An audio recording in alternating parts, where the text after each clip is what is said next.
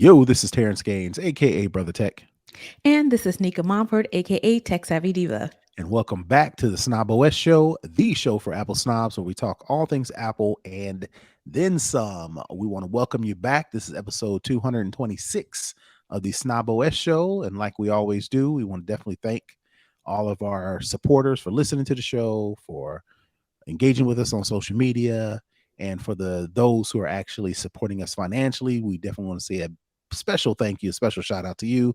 We just got finished recording our pre-show. We call it the Snobist Show. That's what we call our Patreon supporters, to where they get to watch the show live, they get the show early, and they get exclusive content that you won't hear on this show. So we definitely want to say thank you to them. If you want to become a Patreon supporter of our show, definitely go to patreon.com/snoboscast to sign up and get those extra details. So without further ado, we're going to start the show with the Lowdown, where we talk all things Apple.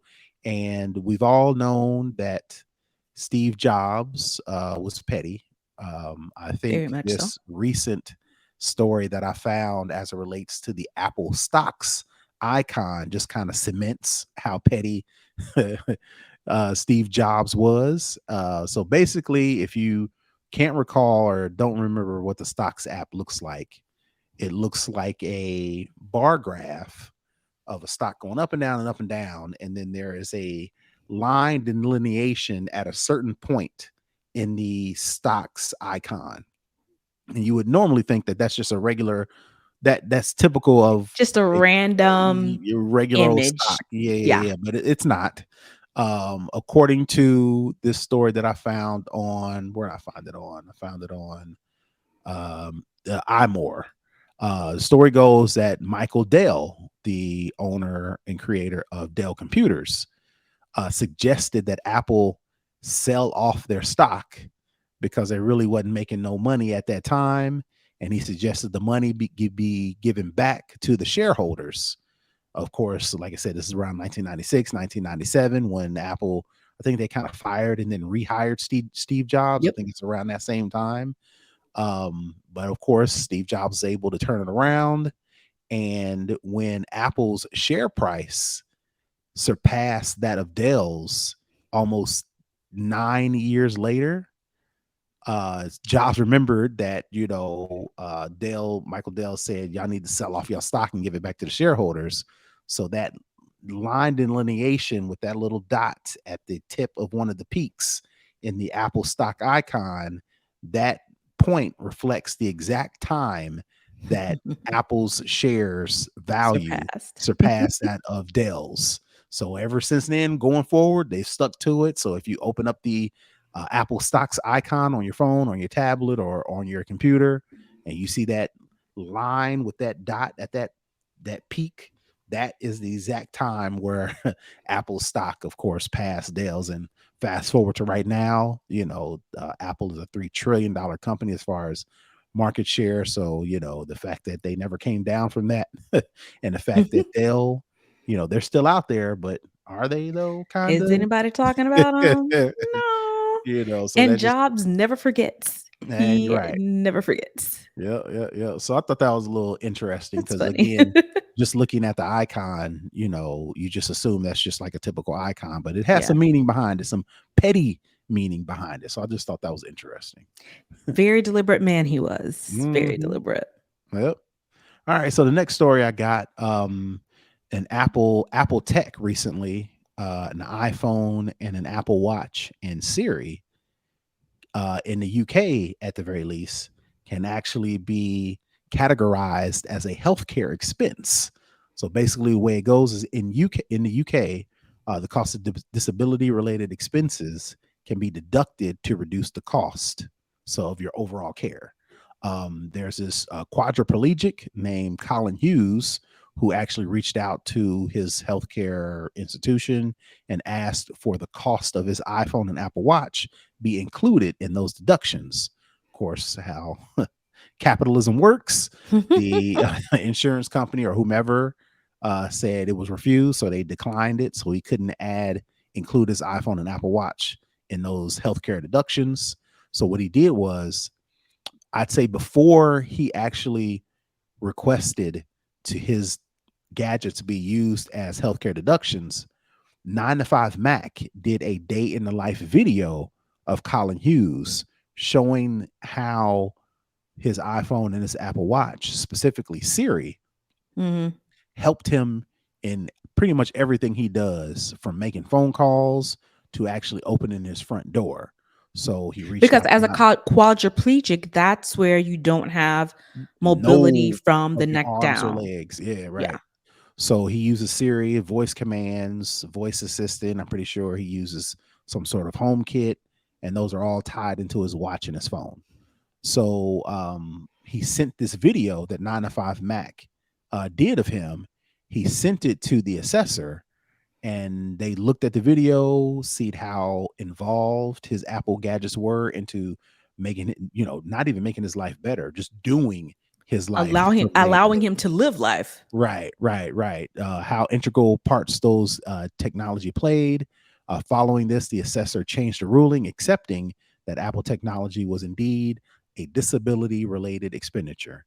Now, before you get the bright idea to think you can just write off your iPhone and your, Apple Watch as a business expense or a healthcare expense in order to reduce some taxes, um, one, I wouldn't do it because, of course, this guy has to be he is a quadriplegic, which Nika And mentioned. this is the UK.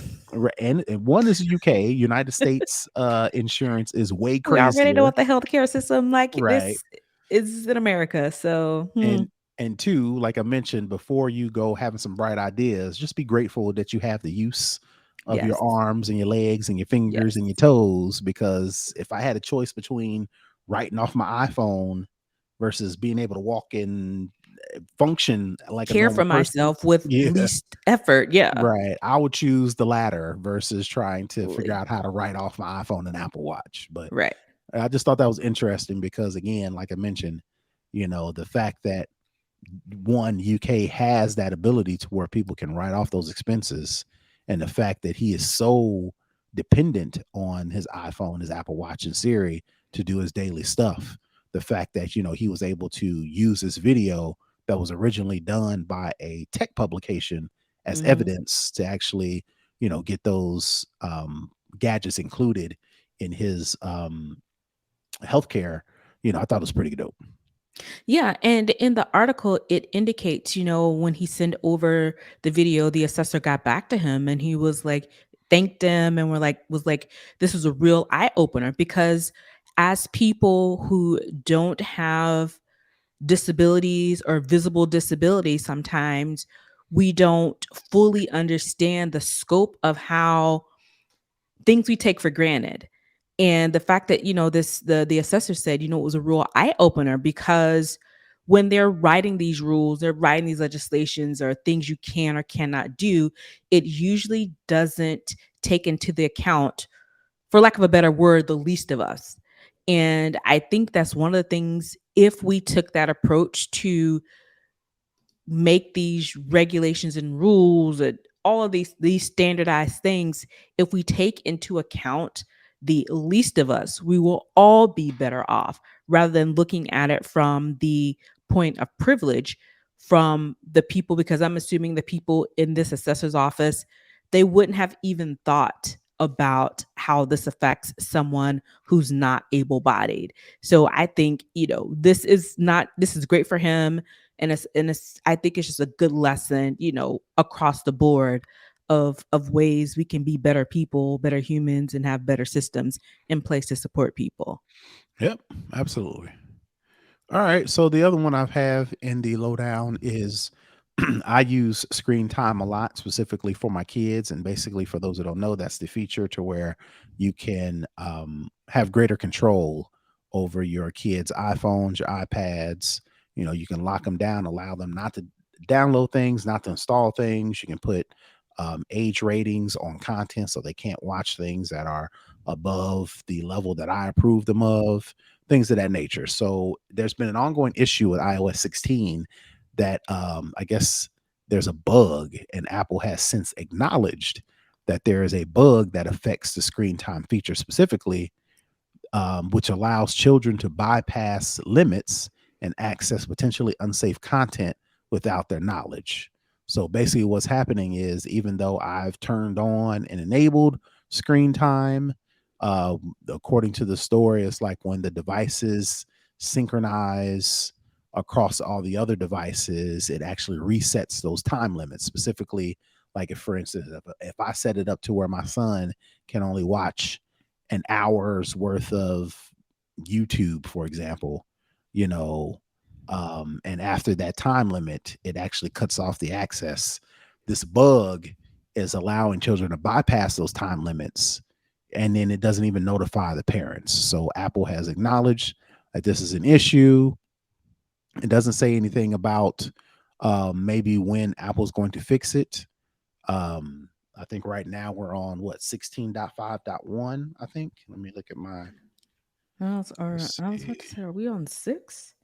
We are on 16.6?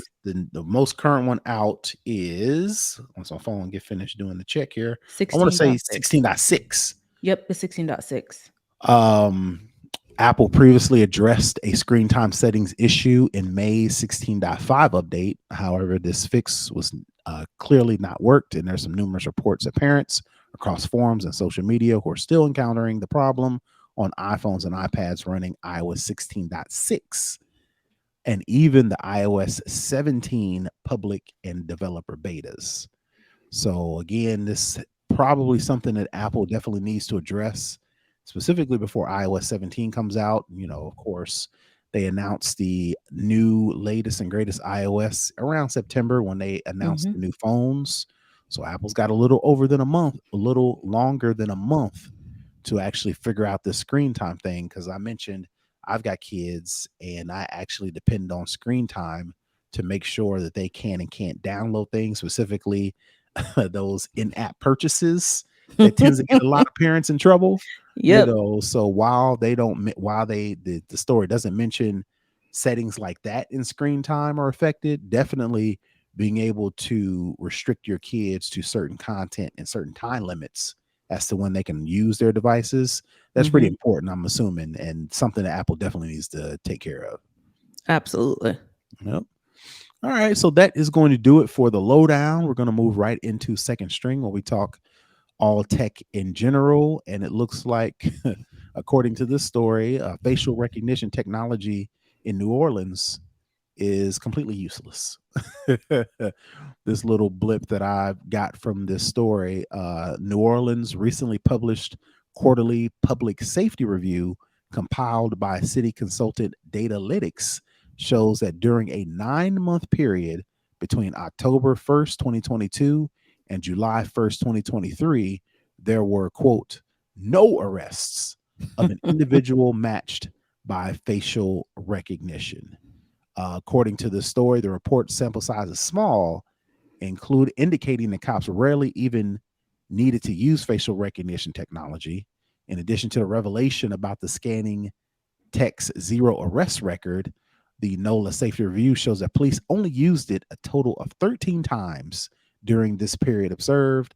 Of those searches, During a 9-month yep, period, the they only use 9 month it 13 times. Okay. Yep. Only 5 of those times that they used it led to matches, and of those matches, 2 were considered bad, meaning the technology identified the person who was actually not suspected of having committed a crime. And I don't know if we talked about this before. I think there was a Yeah, I was about to story, say that I think we had a story where a guy the from New guy was Orleans. from New Yeah, he's Orleans, was from in Atlanta. Atlanta. Yeah, he was in New Orleans, Yeah. and no, it was other way around. He was in he's a New Orleans resident, was driving through Atlanta. Atlanta police pulled him over and said, "Hey, according to New Orleans, you got a warrant out for your arrest." And the dude was like, "What are you talking about? I don't have no warrants. I don't have anything." And the cop was like, "Well, according to this facial recognition, this is you. It's you. So we got to pull It you." don't look like you, but it's you. Right. The dude was like, "That ain't my name. That don't look like me." He's like, "Man, I don't know what to tell you. You're under arrest." So they arrested him, and then of course he had to get his lawyer involved, and finally And I think he was in jail for like a couple weeks, I right, think. It was over something holiday like weekend, if insane. I Yeah. recall. Yeah, yeah, yeah. Yeah.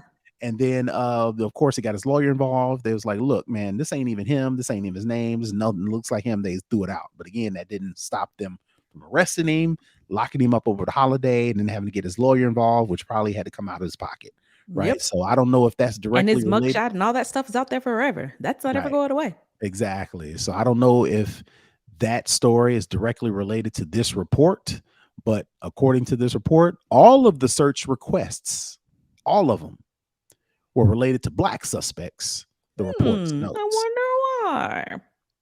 And not only that, right?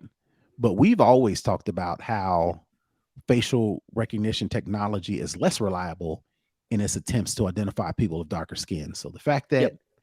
knowing that there's bias, number Mhm. one, knowing that facial recognition technology is less reliable in attempts to identify people with dark skin, New Mhm. Orleans went along with it anyway, Yep. spent a lot of money, spent a lot Yep. of resources, Yep. went through all this stuff. Come to find out, the They ain't technology, even using it. not only are they not even using It's it, bad, when and they they're not do using use it. it, it's wrong.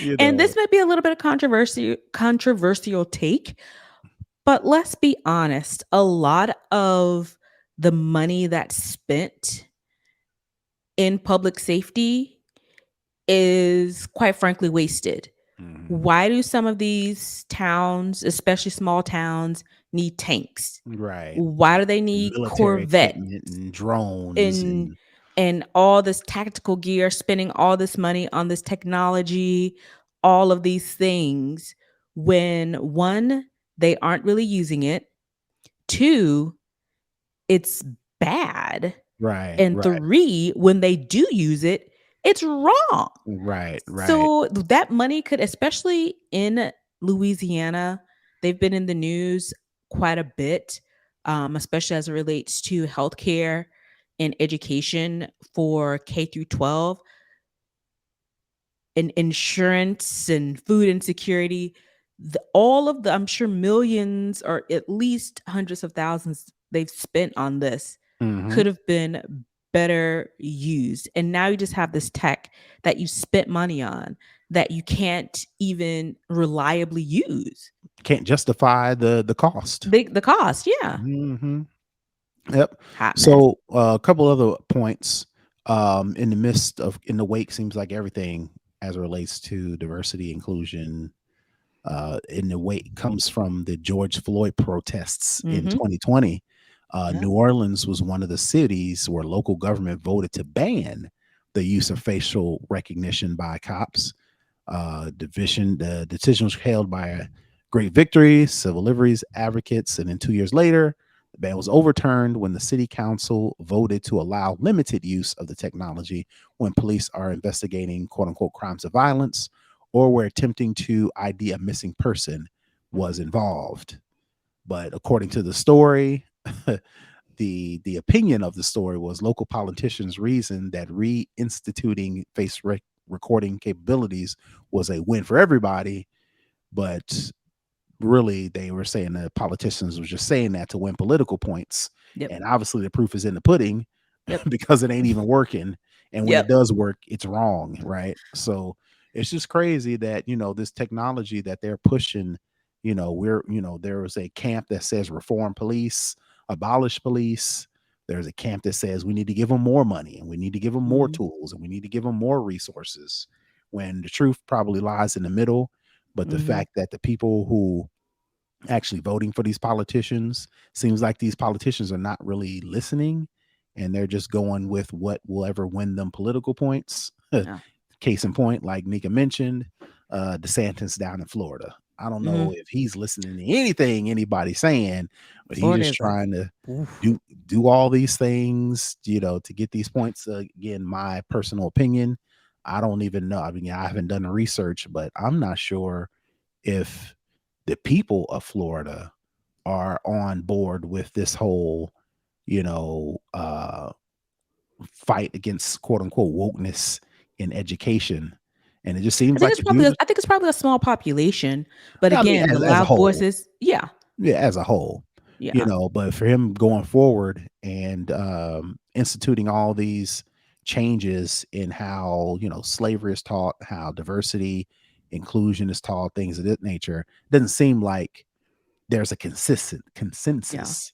Similar to this story, the fact that these politicians are at these podiums and at these press conferences is saying we need more technology for these cops to be able to go out and do their jobs, and we need to make sure that they are doing, the best interests. When come to find out, that ain't, like you said, that money could be used someplace else. Yeah. And the fact that And these, I've go ahead.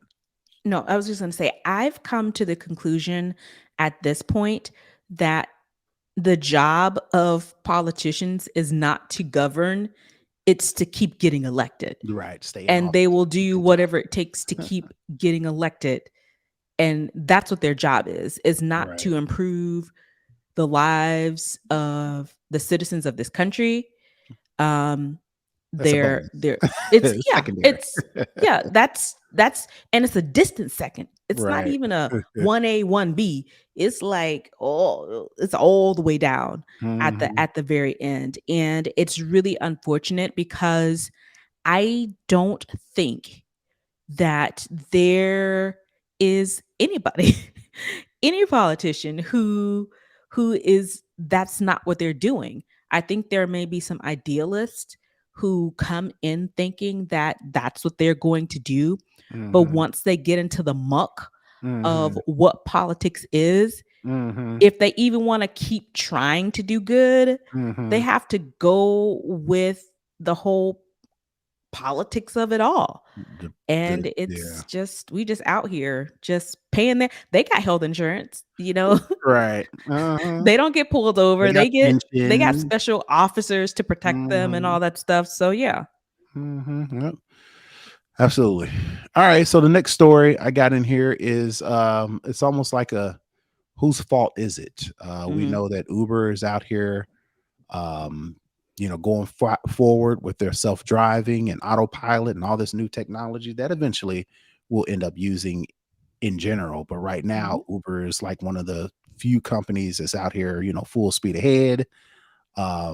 They've got fully autonomous vehicles out there. Of course, they've got assistants. I call them assistant drivers that are supposed to be I in think the in this driver's article they seat. call them safety driver. Yeah, yeah, who are supposed to be watching everything that's going on, paying attention, make sure the car is doing what it's supposed to do.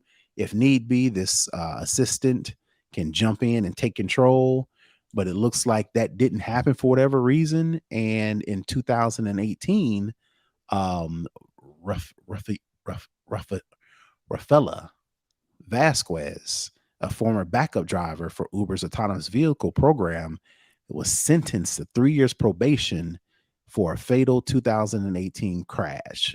So basically, what happened was there was a person walking their bike across a intersection, and the Uber self-driving vehicle didn't pick up on any of the indications that, and it didn't recognize or categorize this person as a human. um, Missed all those things as far as the technology was concerned. The person was walking across the street. The Uber's car didn't stop, hit the person, which evolved, which was ended up being fatal. The problem with this is prosecutors described Vasquez, who was the assistant or the backup driver, as the eyes and ears of the vehicle, which was operating in autonomous mode at the time of the police. The police alleged that the Vasquez was streaming the show The Voice on her phone at the time. Vasquez claimed that she was monitoring the vehicle systems and had glanced away from the road at, just the most inopportune time possible at this crucial moment to where this person was hit and ultimately lost their life. So, investigators said the car did not automatically stop, and Vasquez did not brake until it was too late. So it seems like both of the systems failed. The Mhm. autonomous system failed, and according to this, Vasquez, who was supposed to be the backup, you know, she failed as well, which ended this person's life. So again, like I mentioned, uh, the Vasquez pleaded guilty and is going to serve 3 years probation. But in 2019, an Arizona prosecutor's office ruled that Uber would not face criminal charges over the crash. However, a review by the National Transportation Safety Board later that year highlighted that a number of safety issues at the company. It said that it had, quote unquote, inadequate safety risk assessment procedures, ineffective monitoring of backup drivers, and a failure to address the automation complacency. So even though, like I mentioned, I'm sorry, Arizona said that Uber wouldn't be at fault, the NTSB, National Transportation Safety Board, said they failed on everything. So I Mhm. guess, in your opinion, I guess my question to you is, in a situation like this, who should be at fault? Should it be the technology or the company that is putting this technology forward? Or should it be the person, the human that is actually supposed to be a failsafe or a backup to the technology, and this person's inability to do their job, which resulted in this person's crash? Should it be Uber, the company who did put all this in place, or the actual process that was supposed to take place to prevent something like this happening? I think ultimately the buck does stop with Uber Mhm. because it is their vehicle, it is their process, and it is their technology. And again, there's fault that can be placed on the backup driver as well. But in the article, it also says the vehicle's factory setting for automatic emergency braking had been turned off by Uber to avoid conflicting with the automated driving software. So the question then becomes, even if the safety driver Wasn't was paying able attention. to Mhm. intervene and brake, would they be able to do that?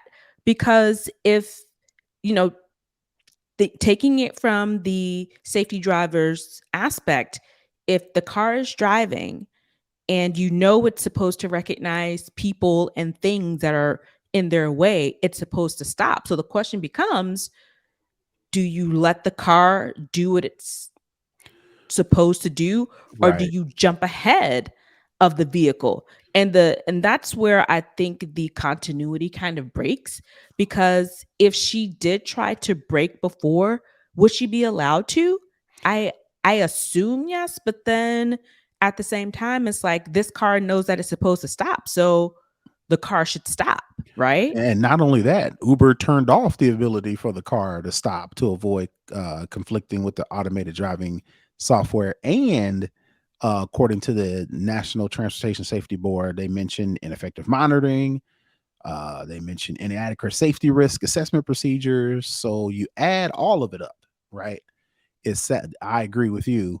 It sounds like Uber should be at fault because the one, I guess, um, mistake on the assistant driver was they wasn't paying attention.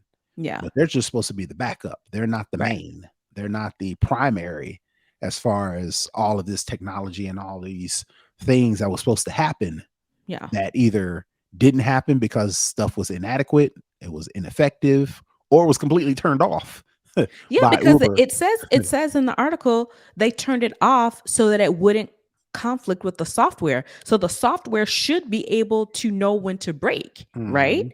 Right. So that's where, to me, that's where the crux of it lies, is there was a backup in place, which was the emergency braking setting.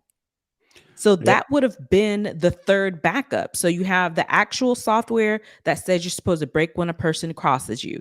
Then you have the factory setting that says, whoop, there's something, emergency brake. And the third level is the actual human person that's in the vehicle. So the automation software failed to detect the person. The backup, which is the emergency braking, failed because it wasn't turned on. So you get to the third level of safety. And that third level of safety still misses it as well. So to me, that's a failure on Uber across the board. And I clicked onto another story, and according to this, the case that we're talking about was being prosecuted by Arizona's Maricopa County, but that Oh, yeah. department was forced to temporarily hand it off to Yavapai County due to a potential conflict of interest. Apparently, Uber helped sponsor the county's "Don't Drink and Drive" campaign. Mhm. So I'm not trying to infer anything, but the fact that Arizona prosecutors in the story that we're talking about just flat out said Uber will not be held responsible, Mhm. and then you read into this story about there may have been some conflict of interest involved, And you know, Maricopa County has had plenty of issues as well as it relates to immigrants and brown people from and their former sheriff. That and was like a whole big thing. So I think probably all of that has some factor into it because I don't want to make any assumptions, but the name of sounds it like sounds mhm, Hispanic, right? mhm. So yeah, you add that all up, it just again that whole when we talked about it previously in the earlier show about politicians, just doing whatever they can to stay in power. Mhm. Uber, the prosecutors, of course, this is all conjecture, speculation, all that Absolutely. stuff. So don't take it with a grain of salt. But you could do the math and you can make an argument that Uber um, put their resources behind this judgment that they wouldn't be held liable. And, Yeah. you know, bigger than Uber, there's a bunch of companies doing automation, autonomous driving, self-driving technology, and they maybe didn't want to set precedent Mhm. to where if Uber could have been found criminally liable for this death, what precedent does that send It's a to the brought up. other companies, the other Yeah. manufacturers that are working in this technology? And I don't know if maybe Arizona's like, we don't want we don't want to set that, but we don't want to be Yeah. involved in that at all. So all that adds up to that, this person lost their life due to technology. And for whatever reason, we're All still the pushing fail safes forward. failed. Yeah. Yeah, and we're pushing forward with the technology. The same thing. Bringing into another conversation about AI and Chat GBT and how these companies are going full speed ahead at that, and nobody's like, hey, let's they're in theory putting together these standardizations. But as fast as the technology is being developed and rolled out and being used, that same effort and that Yeah. same sense of urgency is not being put into, okay, well, what happens if, right? And we're almost kind of like we're waiting until that moment happens and then deciding, all right, who is How do we proceed? responsible? Yeah. Who's liable? What are Yeah. we going to do with this? Instead of doing that now, which is kind of like what's happened with Yeah. this self-driving autonomous technology, full speed ahead, and nobody stopped Yeah. to think, okay, if the car runs over somebody, who's at fault? And they still ain't figured it Yeah. out, but technology's still going.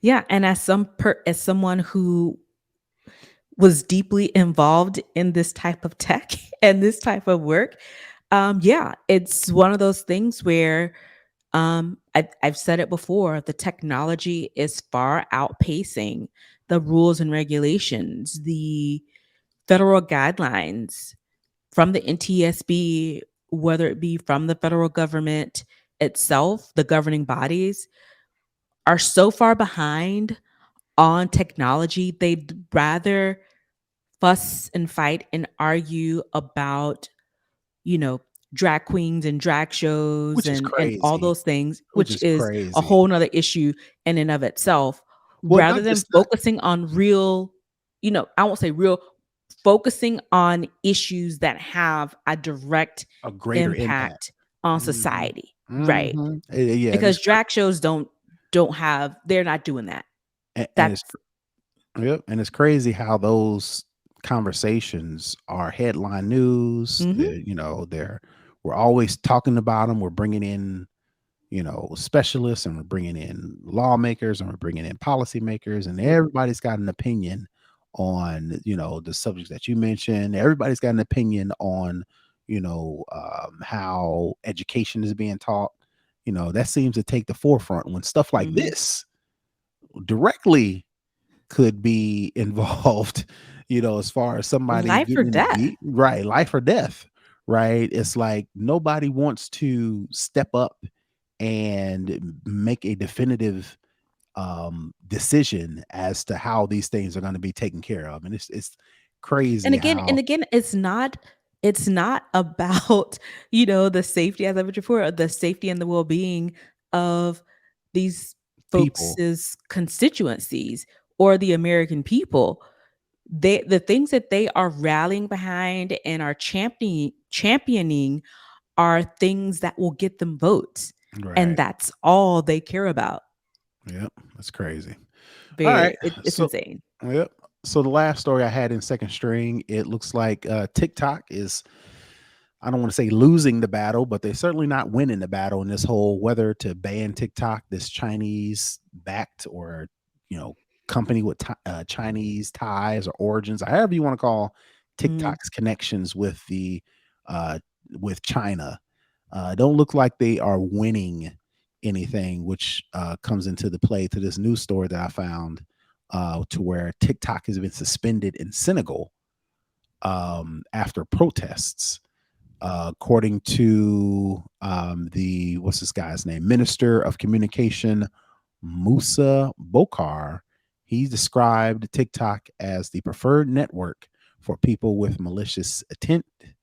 The move come days after the firebrand opposition politician Usmain Sonko was arrested and charged with various offenses, including calling for insurrection. So this is like, I don't know anything about African government. I don't know about anything about African politics, but this could be a double-edged sword, right? mhm, Because this minister of communication has said he's banning TikTok because of the hateful and subversive messages threatening the stability of the country, right? mhm, He could be true or he could be correct, or it could also be, what can we do to squell opposition, mm, period? right. Well, the folks are talking on TikTok. This opposition politician, Usmain Sonko, was using TikTok as a way to get his to galvanize his base and get the public out there to understand what's going on and to get them involved and to get them motivated and get them riled up. So the powers that be was like, nah, we gonna squash that. But caught in the middle is TikTok, who is Yeah, already fighting for their lives yeah. to not be banned in the United States. Now they got to deal with what's going on, the squabbles and being in the between what's going on in Senegal as well. So I just want to put that story out there. Just seems like TikTok is as as loved as the platform is by the people. I don't Mhm. think that was going to be enough when all these politicians and all these, leaders are like, we need to figure out what we're going to do with this thing. Yeah. And I think from what I know of African countries, um, throughout the continent, um, many of the countries are um, very regime oriented, very suppressive. Hmm. We hear about coups and people taking over all the time. And I don't believe, honestly, that it's a TikTok issue. I believe the issue is the limited ways that people People can in these communicate. different African countries can Right. communicate. If it wasn't TikTok, it would be WhatsApp something or else. WeChat or Right. yeah, So the Telegram. avenue for the communication to be dispersed, you could pop out TikTok and pop in Instagram, or pop out Instagram and put in WhatsApp, or pop out. It's the tool in the app itself is, to me, is not the issue. It's the lack of options when it relates to how you can communicate globally or get a large reach of people. And it just so happens that this guy did this on TikTok. He could have done it on Instagram, and they were Mhm. trying to ban Instagram. Right. So it's one of those things where I don't think it's technology specific. I think it is culture. I want to say maybe cultural. I don't think cultural may be the right word, Mhm. but culture-esque is the issue at hand, and not necessarily the avenue of, or the driver of how this information is being disseminated. Because just as he was trying to organize as the opposition, I'm sure there are people organizing for things that the government may not like either, when it Mhm. comes to maybe wages or safety, or the way that there's an influx of different entities and countries that are coming in to the continent to, rip more resources away or what have you. So I personally think that the app itself can be interchangeable. It's what the app represents to, the people in this country. That's the real issue. Yeah, and it just so happens, like I said, whether true or not, that TikTok was preferred networks of people with malicious intent. It just comes at a bad time for TikTok when they, Yeah, like I mentioned, they are they already trying under the to, gun. yeah, they're trying to prove that they are legitimate, and they're trying to prove that they are not under the thumb of a larger dictatorship, authoritarian government, like China. They're trying to fight that. And then here come Senegal and whatever they're doing over there, trying to Hmm. ban TikTok as well. So, all that to say, regardless of why or how or who is using TikTok and who's deciding to ban it, it just comes at the Yeah, worst possible time for TikTok yeah. as a company. It's not good for TikTok. It's, what's the saying? Wrong place, wrong time. Hmm. So that's kind of, mm, sorry, TikTok. You Yep. caught in the middle of this mess that Right. really has nothing to do with you. Right. All right. So that is it for second string. We're gonna move into for the culture, where we talk social media or just social things in general, which kind of sounds like what we've been doing this whole show so far. But more specifically, as far as news in social media, it seems like Lizzo is the center of the ire of people in general, due to some sexual abuse allegations that have come out against her by some of her Hmm. dancers. At least three dancers are alleging that they were pressured by Lizzo, specifically into touching new performers while at a club in Amsterdam. And in addition to that, which is the most ironic, if it's true, and were forced to endure weight shaming by Hmm. Lizzo and or her camp. Again, all these seems like it's taking up all the news, and a lot of different, people are co-signing, people Who worked on previous the tour, who've yeah, seen it. yeah, Yeah. yeah, a lot of people are co-signing some of these allegations. Again, these are just charges that are brought up, so nothing has been proven. There's nothing that's been gone to court or anything like that. These are all just um charges. Well, I mean, not even say Claims. charges. Yeah, yeah, yeah, yeah. A lawsuit, for lack of a better term. So, but what's equally as interesting is the comments and the general, either love or hate that's coming out of this, specifically as it relates to Lizzo, because she's always been a polarizing person, whether it be because of the music she's singing or the fact that she is a body positive person. I don't know if there's a particular term, but she's always been, subject of conversation as it relates to Hmm. weight. Um, she's a very body positive person. She has no problem showing off her body. Some of the dancers specifically, are, wouldn't consider, you know, ideal model by industry standards as far as backup dancers are concerned. So the fact that um, these, what do you call them? Um, Dancers? Allegations is the word Oh, I'm looking allegations. for, Okay.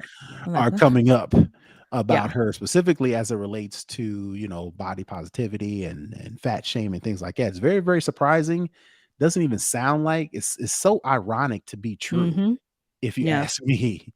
But the Yeah. fact that it's coming out and it's being corroborated by multiple people, it's almost like, well, what do we do with this information? And the final thing is, regardless of whether it's true or false, I think a lot of people are also using this as their opportunity to indulge Be themselves in, hateful. being hateful and indulge in the more fat Yeah. shaming, Yeah. by, they're using this as a to using this as a To vehicle to bring justify. out their, justify their fat phobia or whatever you want to call it. So Yeah. all that to say, it's just crazy. All this stuff is going on, but I guess I wanted to get your take on it because the fact that she's been so a person that champions body positivity, but in these allegations, they are saying specifically Yeah. that they were forced to endure weight shaming, which Yeah. is which is wild. So Yeah. we'll get your take on all that. Yeah, so when I first saw this and I saw she was trending and I'm like, "Oh god, what's going on?" And I read the article and I've watched a couple of TikToks where they've outlined, the issues. So there are basically 9 claims in this lawsuit from 3 dancers. Some of the dancers have the same claim, some of them have different, so it's very unique to those situations. And I'm not a huge reality TV watcher, but 2 of the dancers um were hired through her reality show. Okay. um I don't know the name of it. Let's Hear It for the Big Girls or Big Girls, something along those lines. So 2 of those girls who are in this lawsuit were hired performers through her reality show, Mhm. as well as I think the third one was hired later.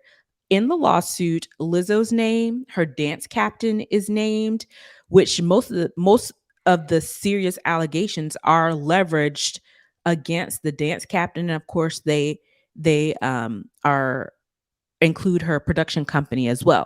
Right. And what I think stuck out most to me, like you said, are the allegations of fat shaming, but there's also racial harassment.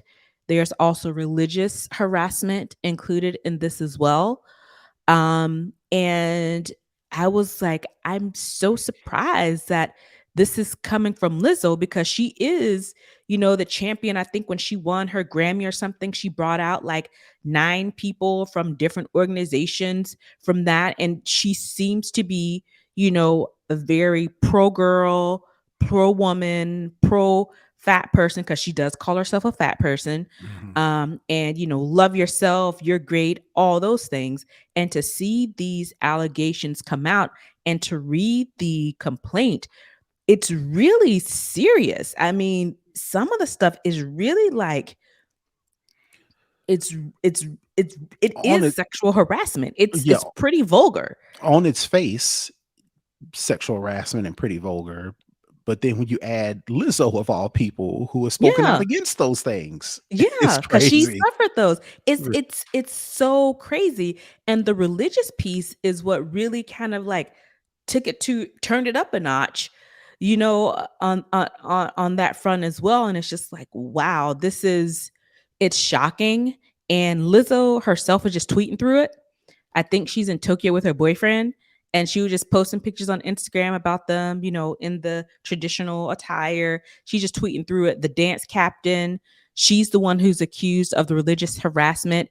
She Mhm. came and made this video that basically said, yeah, um, nobody's gonna stop me from trying to convert people to come over to the Lord. Oh my goodness. And yeah, it was like and people were like, why didn't Lizzo's people or anybody stop her from posting this? Because what she said is in sync, is in lockstep with what Mhm. these women are The accusing her of. allegations. Yeah. Right. And these 3 women came out, but her former creative director came out and said, I'm so proud of these ladies for coming out.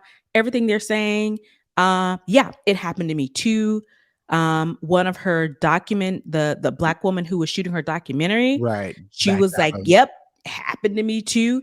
And it seems in the complaint, it says that the racial harassment comes in because the black dancers were discriminated against and treated differently from the other Were they dancers. were they treated favorably or poorly? No, poorly, because they said most of the people who are running the show in Lizzo's organization are white Mhm. cishet people. Mhm. And the girl who was doing the documentary, it was a black a film crew who was doing Mhm. it, and she said she was only there for like 2 weeks Mhm. because all of the harassment that she experienced was just too much, and she was like, "I need to get the hell out of here." And she said she ran, and she said ultimately the documentary was finished by a white man, Mhm. a cishet white man. So that's where it, allegation that people are like, oh, they're just mad because they were fired.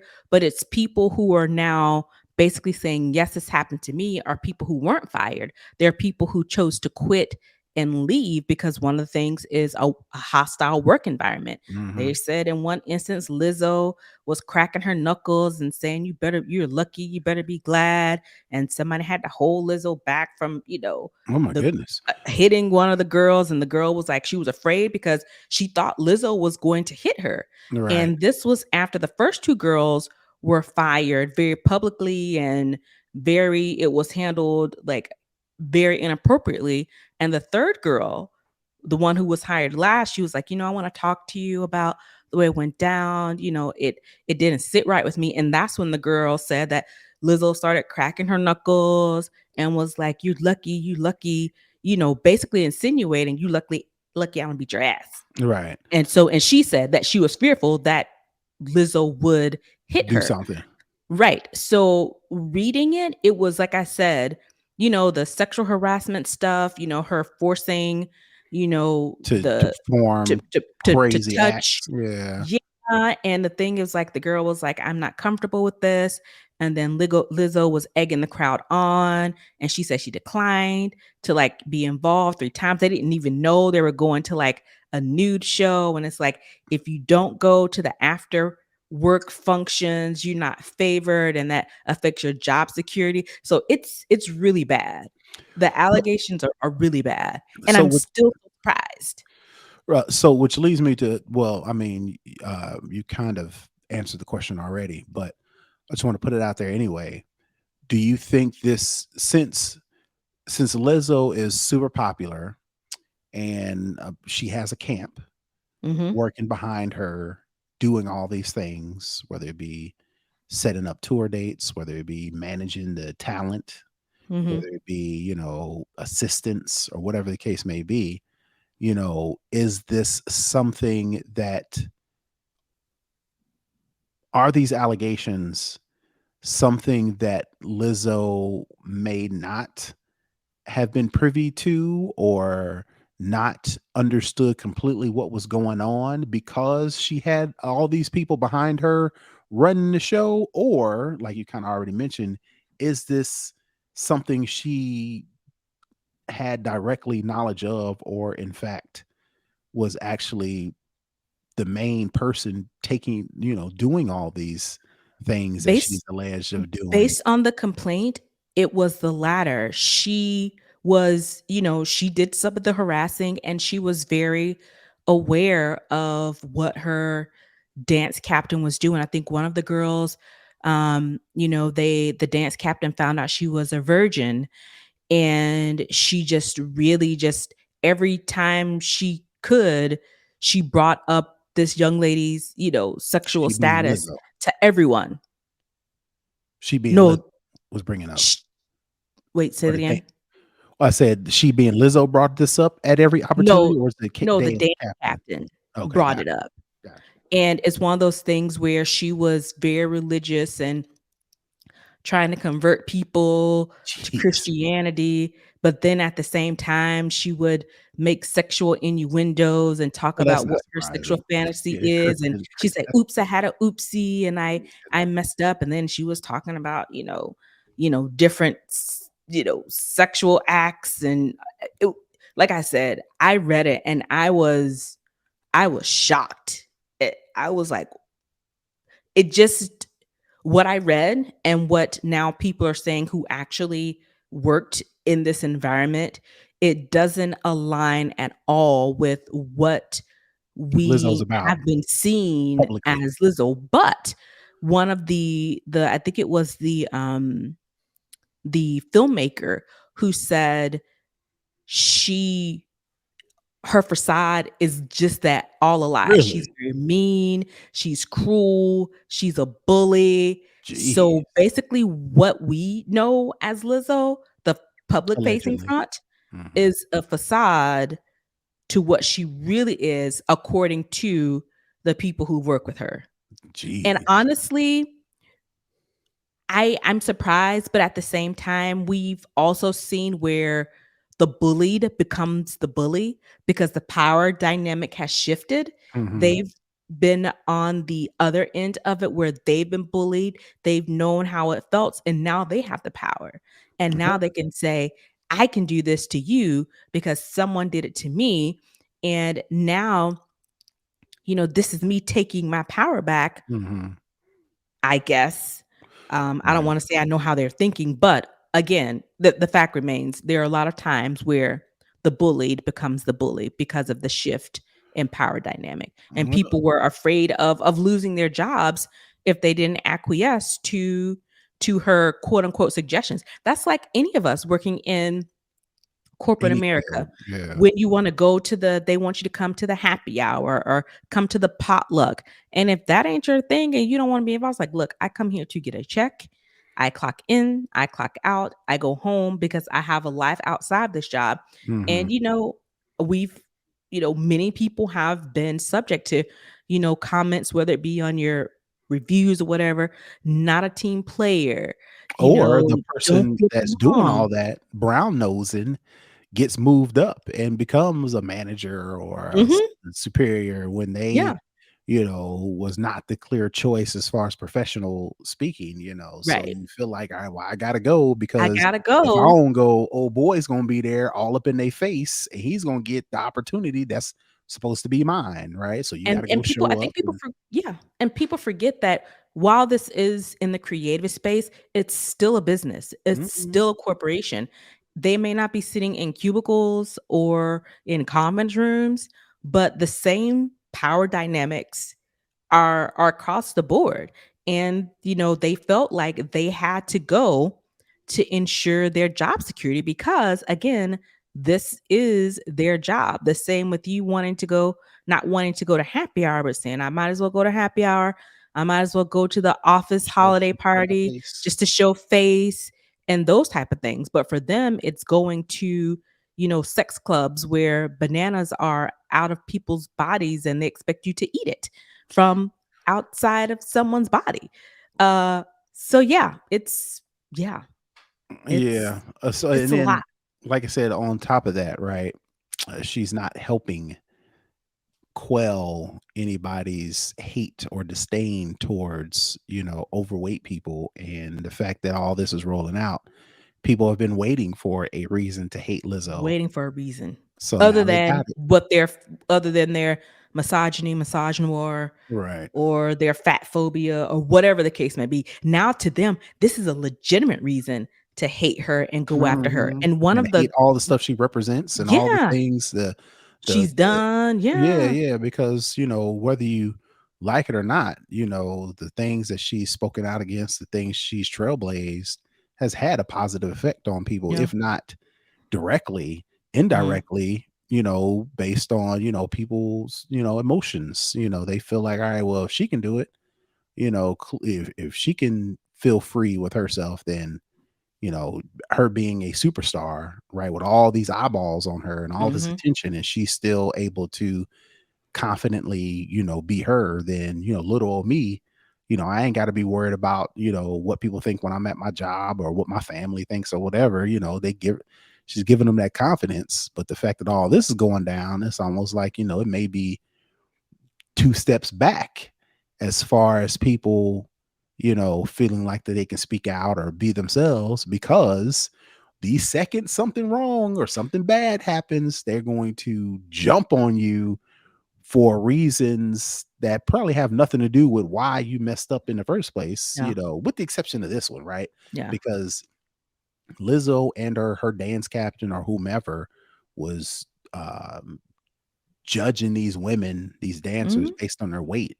It's just Mhm. like, of all of that. Of all the things, and the interesting thing to note is one of the girls one of the women, sorry for calling them girls, one of the women in the lawsuit, she made a statement. She said, let's not, you know, be hateful and use misogynistic terms, use fat phobic terms because of who she is.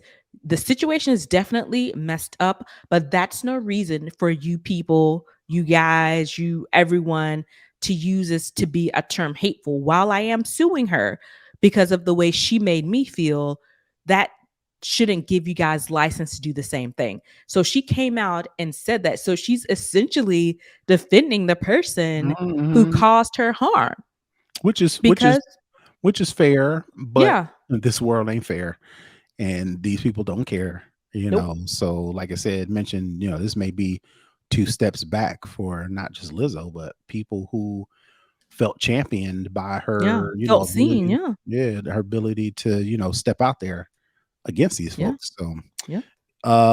do you think she's going to recover from this? Do Yeah. we do we just I change the think she channel? will. Okay. I think the allegations are too serious not for it to warrant, an actual investigation. But again, we've seen people, do similar things or even worse things who are very popular, who are very famous. They kind of go underground for a little bit. I think we talked about before, go to rehab, go to counseling, go to training, whatever, kind of get back off the radar. And then when they come back, I'm a new, improved person. I've learned from Do X, you Y, think and Lizzo will do Z. that? Because she seems like a very "F you" type person. I don't care, I don't care what's going on with y'all. Will she If it starts to submit affect her? the bag, I bet she Nah, will. that's true. Yeah, that's true. That's true. Because again, cash rules Yeah, everything. that's true. If she starts losing endorsements, she tours start not selling, people start backing away from her. She may not go full apologetic, but she'll make some concessions because at that point, when the bag is in jeopardy, you know, people seem to switch it up real quick. Yeah, that's true. All right. Well, that's all I had on that. So we'll move on to the hookup. One of the things that I need to do better at is utilizing the shortcuts app a lot more because it has a lot of um Use cases. not just use cases, but it has a lot. If you, it's almost like Chat GPT, right? Mhm, You know, if you play with it long enough, you'll be able to find the perfect use case to solve a problem or increase productivity or whatever the case. But you just got to get in mhm, there and do it, right? right. Same thing with kind of like shortcuts. That the feature, the ability, the app, what it does is it lets you, create almost like code. I don't want to call it code because that's disrespectful to developers, but you can piece together a function or a feature that could help you do something, right? Mhm, But you got to get in there and do it. Now, I don't think a lot of people know about shortcuts or even use it, is because it's not a clear, concise. If you use shortcuts, it'll make you better at this. It's like you got to get in you there and gotta put play some effort into it. and then figure it out. And then, eureka, this light bulb moment to go off for you and be like, oh, that's perfect. Right. So I've Mhm, been kind of not really doing it, but told myself I'm gonna get in there and do it a little bit more. And since me going there and do it, I actually found this dope shortcut slash automation that'll help you as far as your battery performance and your battery health of your iPhone, right? So, backstory, um, there isn't a consensus, but people believe that if you're always charging your phone and your phone's always on a charger and you're not letting it drain, because you go through the day, you don't want it to die on you at the most inopportune time. So what most mhm, people tend to do is keep their phone at or near 100% all the time. There are people out there that say that's actually bad for overall battery health of your iPhone. So I personally want to not charge it as much. mhm, More specifically, once it is charged, I want to be able to take it off knowing that it's been charged. And Apple does have some built-in technology, specifically with MagSafe, that kind of shuts off the battery from being charged if it's fully charged. But that's if you use certain brands and certain products. And I don't use all Apple branded everything, from the cables to the chargers, right? So all that being said, all the way around, I stumbled upon a shortcut slash automation that will enable me to send me a text message when my phone is charged to 100%. So basically, what you do is you go into the Shortcuts app and you go ahead and you create a new automation. And one of the options in the automation is when your battery reaches 100%. And there's a couple other things as well as far as the particular automation, right? But basically, what you do is when you create a personal automation, you go to the options of the battery and you get three options, either low power mode, battery level specifically, when battery level rises above 50%. In my case, I set it to where battery goes all the way to 100%.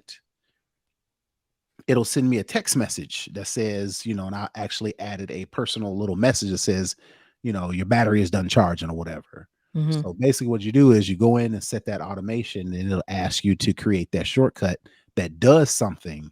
And in my case, I set it to send me a text message when my battery is fully charged. And once it's fully charged, it'll text me. And of course, I'm texting myself, but most of the time I have on my watch or I'm looking at my computer, and Mhm. that text message will come in that says, "Hey, you can stop charging your phone now," and that'll let me know to take my phone off the charger.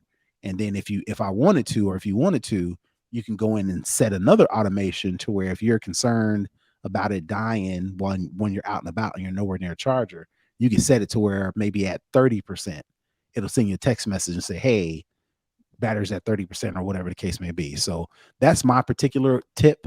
You can go in and use the Shortcuts app to set a automation that will text you when your device is fully charged. But you can also go in and play around with it to where you can set a myriad of automations specifically with the battery, and you can do it to do different things. You don't have to just send it a text message. You can have it open an app. You can have it play a song. The whole point is once you get in there and start playing with shortcuts and start playing with automations, I'm pretty sure you'll find a eureka moment to where, oh, this perfectly does this for me, but you got to get in there Mhm. and do it. And this is just an example of, one of the things I've been bothered about is, all right, well, I don't need to charge my phone all the time, but how do I know when it's charged? I'll have it send me a text message when it's charged.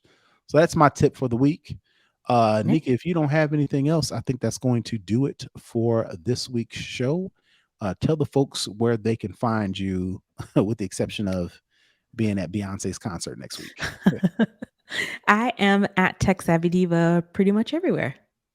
All right. And you can find me at Brother Tech. That's BROTHATECH. You can find the show, whether it be social media, whether it be downloading the episodes, whether it be supporting us financially by going to snoboscast.com. For there, you'll go to our website, show you how to download the podcast and a myriad of other things. So definitely go to snoboscast.com to interact with the show. And I think that's going to do it for this week. So until next week, we are out. Peace. Thanks, everybody.